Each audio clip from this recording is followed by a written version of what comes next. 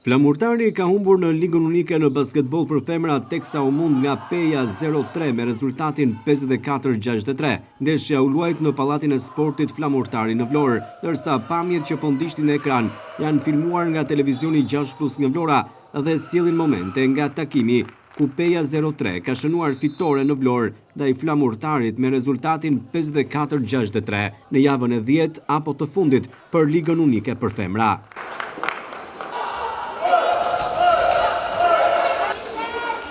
Perioda e parë ka përfunduar me rezultatin e barabartë 13-13, e dyta 18-21, perioda e tretë 16-9 dhe e katërta 7-20. Në këtë fitore, vajzat pejane sigurojnë vendin e dytë përpara se të luajnë ndeshjet finale që do të zhvillohen mes javën e ardhshme në vendin tonë. Flamurtari ka 5 fitore e 5 humbje, ashtu duke siguruar ndeshjet shtesë, ndërsa Peja 0-3 numëron 6 fitore e 4 humbje, duke u renditur e dyta. Për Flamurtarin, objektivat janë madhor këtë sezon, ndërsa përfaqësimi në Ligën Unike ishte dinjitoz, por vajzat vlonjate kanë si objektiv kryesor kampionatin.